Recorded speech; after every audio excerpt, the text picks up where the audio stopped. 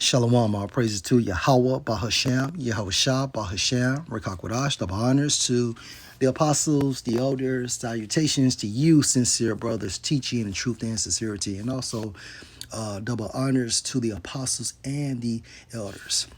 Lord will, this is an edifying lesson. Video will be entitled The Scams of Marriage. Genesis chapter 21, verse 1. And Yahweh visited Sarah as he had said, and Yahweh did unto Sarah as he had spoken. For Sarah conceived and bare Abraham a son in his old age, at the set time of which the Most High had spoken to him. And Abraham called the name of his son that was born unto him, whom Sarah bare to him, Isaac.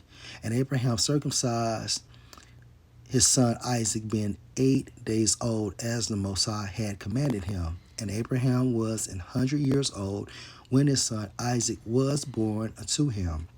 And Sarah said, The Most High has made me to laugh, so that all that hear will laugh with me. And she said, Who would have said unto Abraham that Sarah should have given son to suck? For I have borne him a son in his old age. And the son grew and was weaned. And Abraham made a great feast the same day that Isaac was weaned.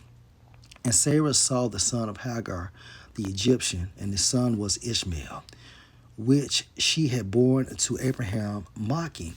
Wherefore she said unto Abraham, Cast out this bondwoman and her son, for the son of this bondwoman shall not be heir with my son, even with Isaac.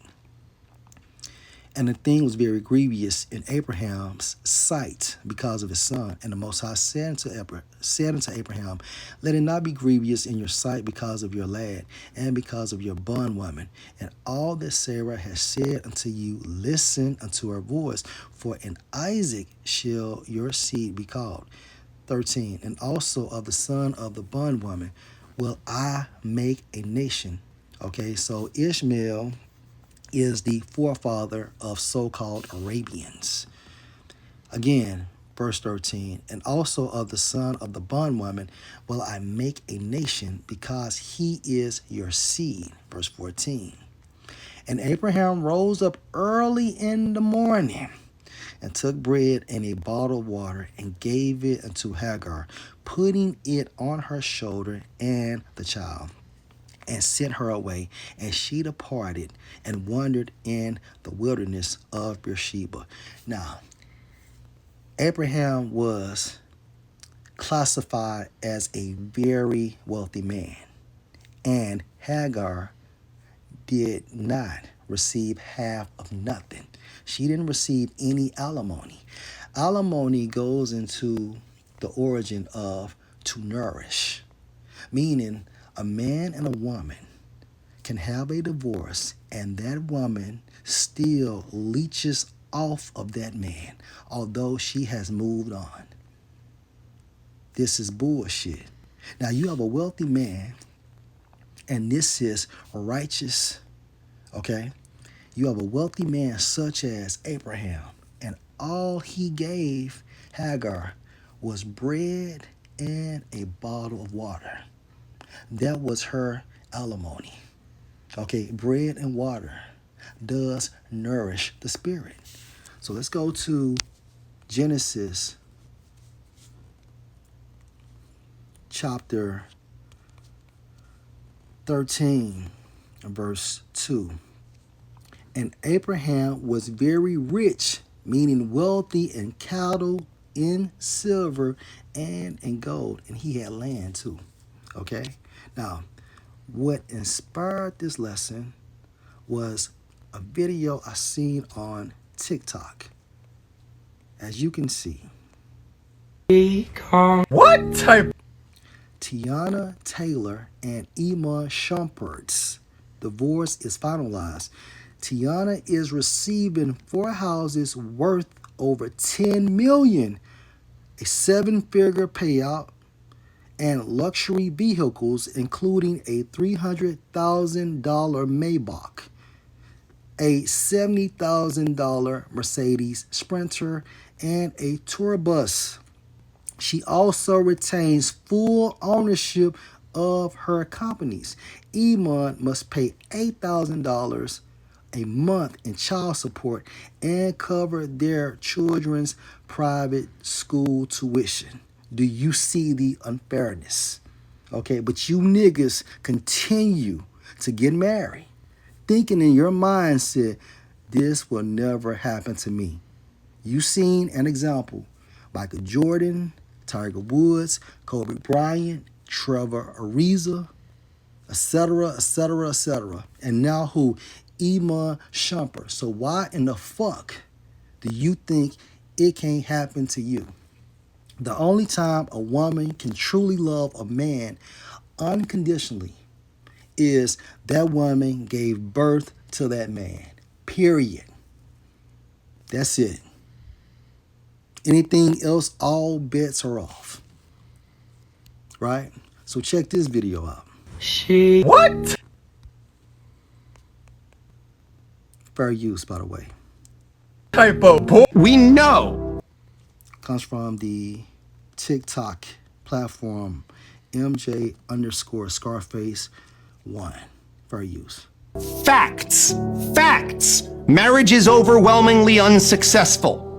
It is way more dangerous than skydiving. Yeah. Marriage is more dangerous than skydiving.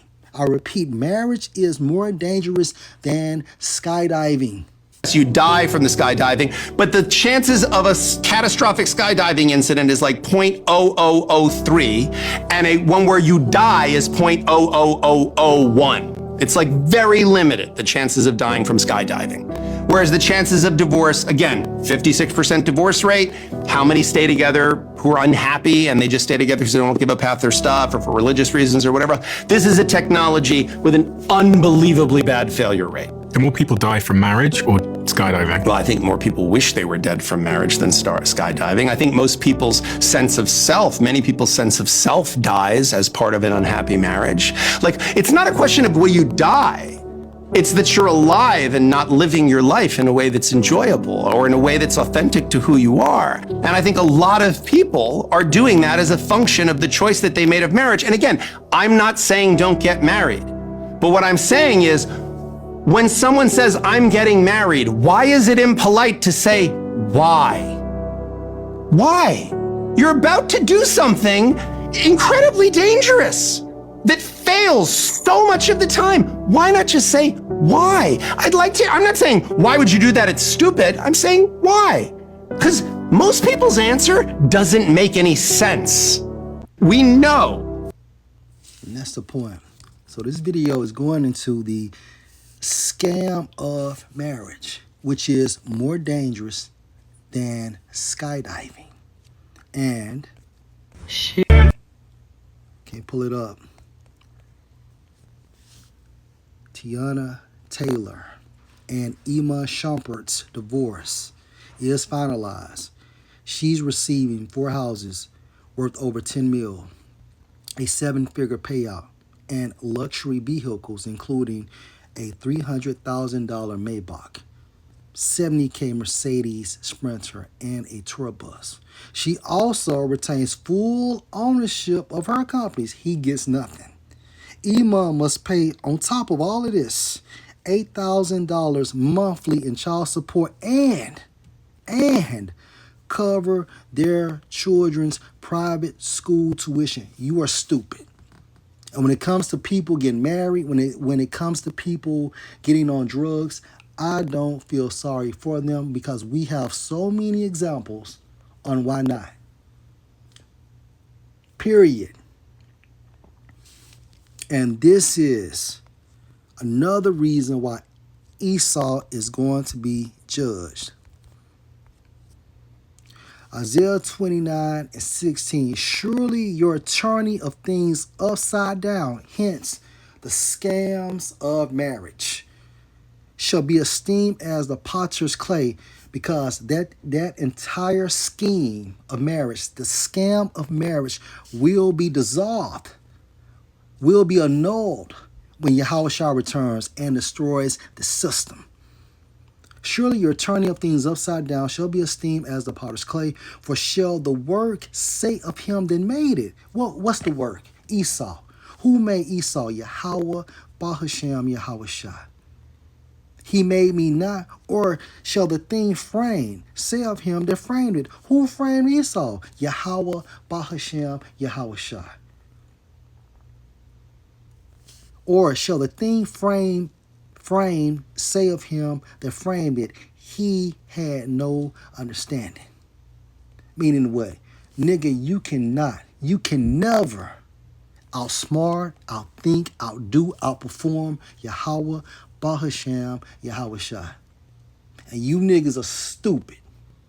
Okay? You are stupid because you continue to marry these bitches and you know that the probability is extremely high on that divorce happening or that marriage turning into a divorce.